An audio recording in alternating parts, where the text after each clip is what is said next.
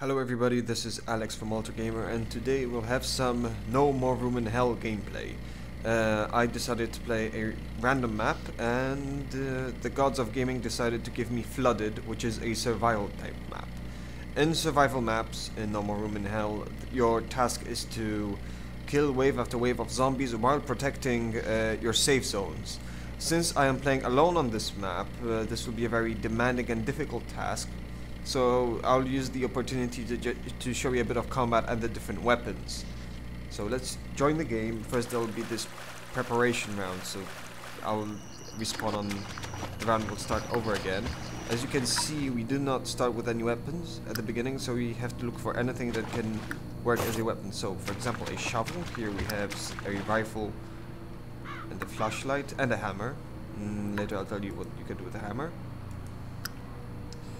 Unlike in other Half-Life 2 mods, the flashlight is not integrated with your equipment. You have to find it separately, and as you can see here, it takes up one hand. So the way the flashlight works is that you, for example, let's say you have a crowbar, you pick up a flashlight. You can use the flashlight if you have a crowbar because it's a one-handed weapon.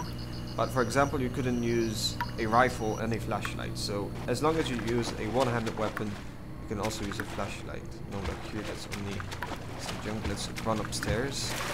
Shotgun. Shotguns usually start, most guns usually start with less than an adequate number of ammo. Here we found a revolver. We will not, by holding down the reload button, you can check how much ammo the gun has and how much you have in your backpack. So we have only 2 shots here. Let's take the flashlight. Unlike in other games, oh god, here we go, and I'm completely unprepared because I don't have, well, I have a hammer, but a hammer is not the optimal weapon against zombies. You can hear that noise. Normally there's a HUD showing the situation between the different zones. I turn it off because it's the extreme realism mode. Like in any zombie game, you want to shoot. If you shoot the head, you have a guaranteed. The same goes for firearms, the same goes for any melee weapons. As you can see here, ammo is quite limited, so you usually want to use a melee weapon if you have no other choice.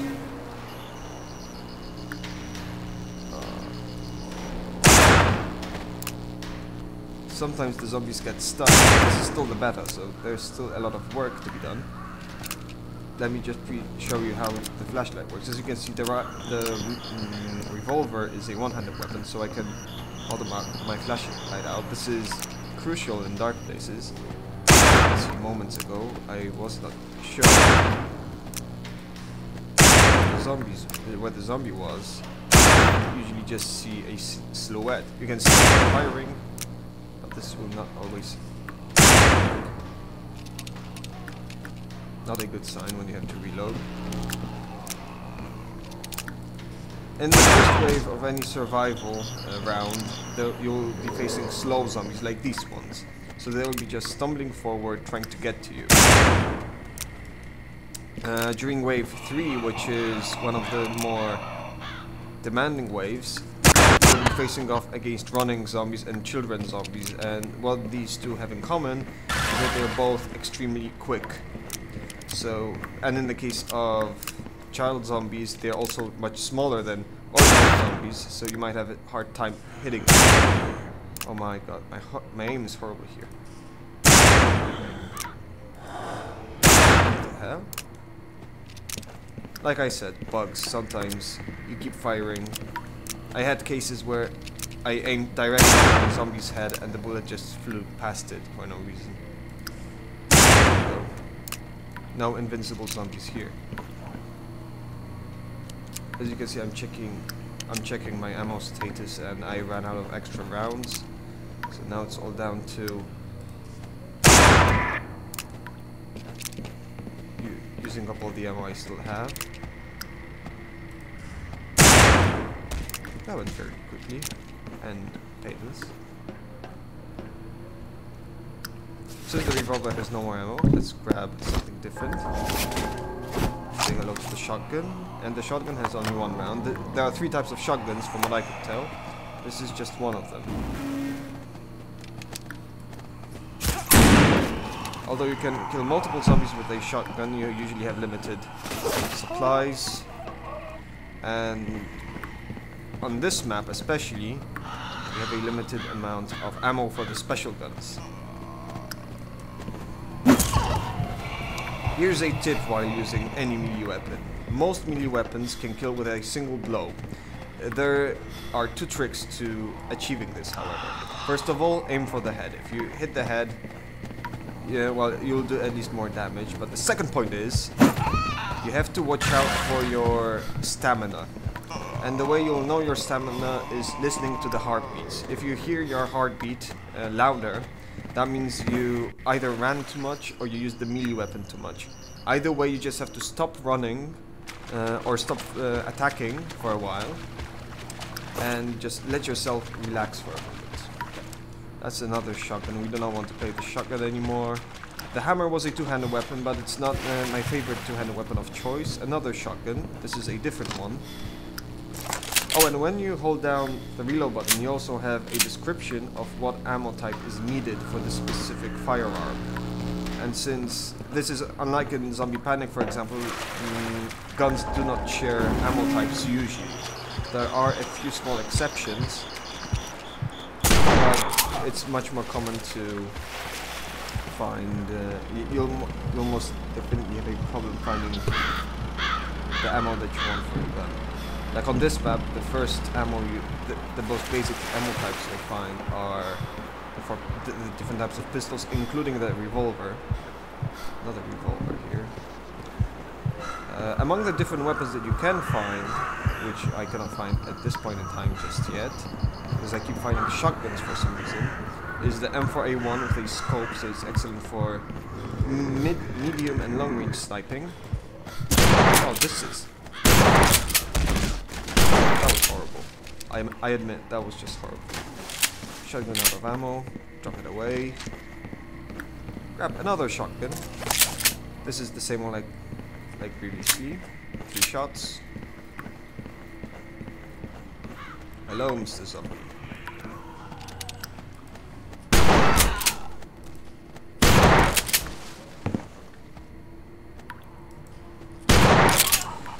When fighting zombies in this game, you must remember about one thing. This is especially if you're fighting quick zombies. You have to keep moving.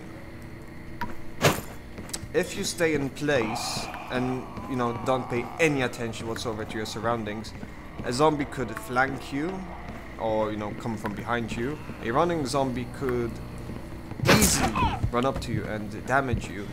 And while you keep moving, even if a fast zombie starts attacking you, it'll miss because you moved out of its range. So if you keep moving, you'll never be hit. This is also an excellent on this map. What I usually do if there's a group of survivors, since alone it's quite difficult, I run outside, I take a melee weapon, and I keep running in circles. The zombies keep chasing me, and while I'm picking off one zombie at a time, the other survivors help out with their own firearms or other weapons. If you would want to ask me what's the best weapon, like 2-handed weapon or single-handed weapon, I'd say that among the 2-handed weapons I adore the fire axe, though I'm not sure if it's any better than the other weapons. And from the single-handed weapons, the machete. Because it appears to be the best weapon. Oh, and you do not have to run to outrun these zombies. Walking works just fine. As you can see here, I walk right next to the zombie and between these zombies. You just have to keep moving. Don't panic, just, you know, keep an eye on the zombies.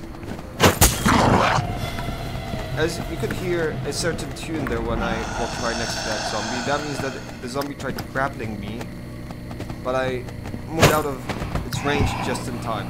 If a zombie grapples you, you have an excellent tool to fight it. You have the push button, which I use that option here. It's the V button, and let's see.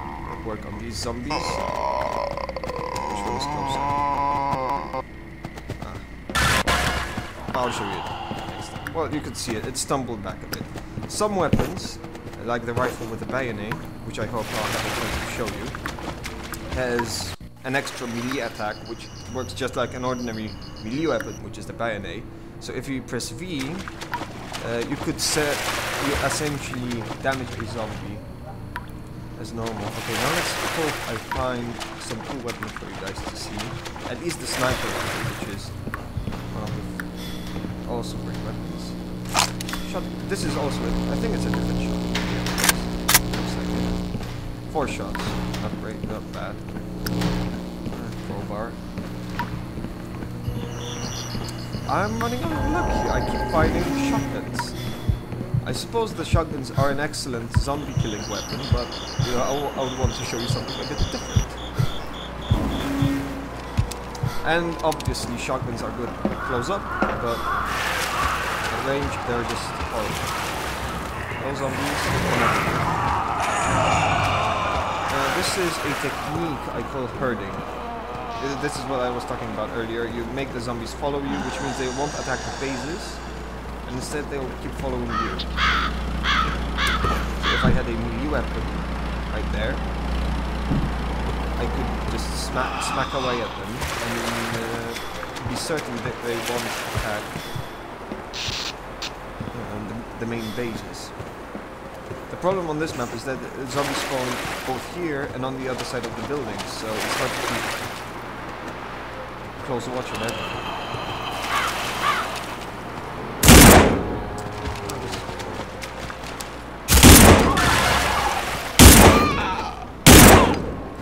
This is, I think, the worst shotgun. I'm not sure which one it is, but you could see that it has a red element in it, so don't use that shotgun.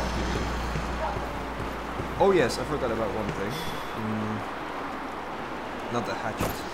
During survivor maps, you find these crates which contain supplies. Supplies come in many different forms. In this case, it's a bag like this. Oh, see, zombie grapple me wasn't paying attention. Bags like these. If you take this bag back to one of your safe houses, it gets back 10 health. The other two types, no wait, there's only one more type of thing you can scavenge for the base, is a red health pack. You can see the silhouette on your base. If you bring it over to your base, all the survivors can use it to regain some health. Each zombie attack or hit usually drains about 20 health, which is, well, it's not fun. You know, it takes only so many hits for you to die here, especially if a zombie grapples you. Another thing to pay attention to is the zombie infection. The first symptom of the zombie infection will be a gray screen. So if you ever feel like the world is becoming gray, that's just a zombie infection. Another shotgun. The shotgun simply left me this time.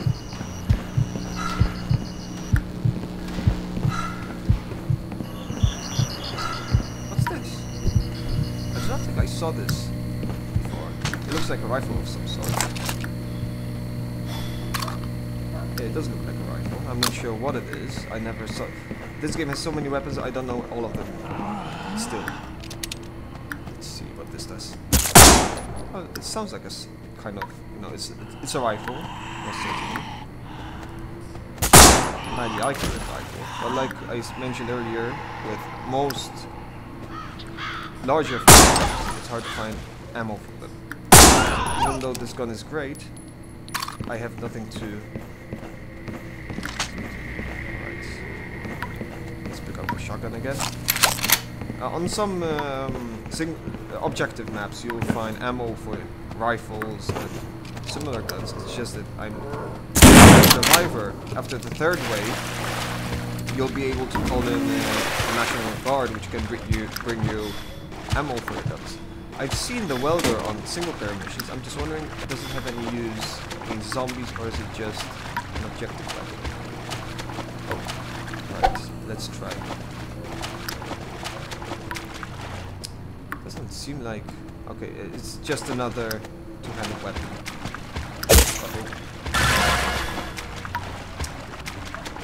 Yeah, some weapons, like there is a chainsaw, which if you do not turn it on, can still be used as a very poor anti-zombie weapon. And here we have an MP5. Some luck has shined on it. But unfortunately, the MP5 has one serious problem. It keeps firing auto. So even though you'd like to save ammo, it could be a bit hard. What's this on? And firing full auto, it's a bit silly. And if you don't aim for the head, it's just a waste of ammo. Right, let's do a last attempt at finding some proper weapons, and then I'll show you how barricading works, since that is one of the most important things you have to do in order to survive a bit longer on this map. Shotgun, shovel. Let's take the shovel just in case. Shovel. Let's run upstairs. There's usually a weapon or two weapons upstairs. Nothing here. Shotgun again.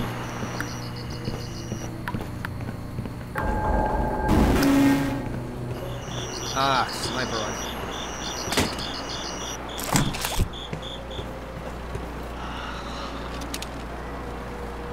It's an excellent weapon. I love the shotgun also because for the sound effects that it has. But the problem, no ammo, as always. It's always the same problem.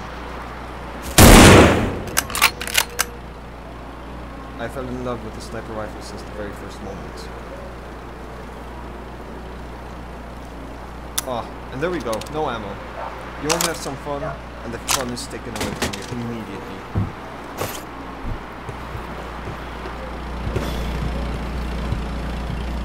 Shotgun.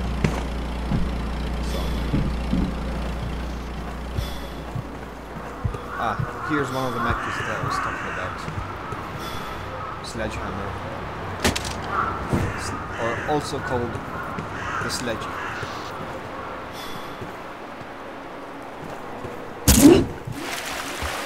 Ah, you could hear my heartbeat, which means my stamina wasn't full, that's why the swing wasn't as it could be. Some zombies are tougher than others, that is also a fact. Usually the taller the zombie, the tougher it is, and usually the male zombies are tougher than the female zombies. This shotgun?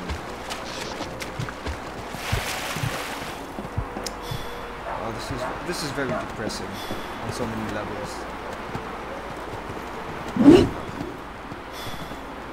I do not think your stamina gets drained if you miss a zombie. Only if you hit a zombie. Hello. Yeah, I don't think the sledgehammer is that good. Right, now let's talk about barricading. Since it's the way to survive a bit longer, whether alone or together with friends. Right, in order to barricade, you need one thing, a hammer and some boards. Boards are usually, yeah, they just look like boards, so you have to find a few boards, like these ones. You run upstairs to one of the safe zones. Any weapons here? More board. You always need more board than your board. You press the right mouse button, and as you can see here, you see silhouettes of where you can place the boards. So for example, I want to place it here, I press the left mouse button, my character starts working on the board, and you have your board here. The more boards, the longer it takes the zombies to get through. Unlike in Zombie Panic, you can walk over or jump over the boards. So there's never an option of you being stuck outside, you just have to know how to do it, and that's the jump crouch, which you have to do. So, in a way, this is an excellent way to stop the zombies from getting through. But it's a temporary measure. In order to guarantee the survival of the safe zone, you need both barricades and people taking out the zombies. Since if you do not kill the zombies, you're only asking yourself for more zombies to come over. So, nice. Zombies at the barricade. The problem is you'll usually not know how much of the barricade is left once the zombie starts breaking through.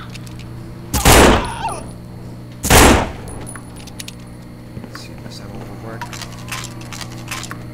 Nope. Never panic when faced with a zombie. Or aim for the head, rather.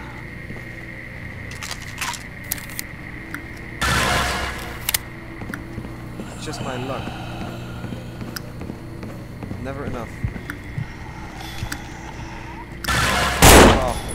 Yeah, they usually don't have to get up here in order to cause damage. It's enough there on the stairwell. For the right, so that's all I wanted to show you for now. This was one of the survivor maps. Next time I'll maybe show you how to cope against the undead, you know, when faced with an entire horde in any tight situation. Or, you know, who knows what will come next. If you want to play around a bit with this mod, you can download it from ModDB, or if you have Tezura, search No More Room in Hell on Tezura. And that's pretty much it. See you next time.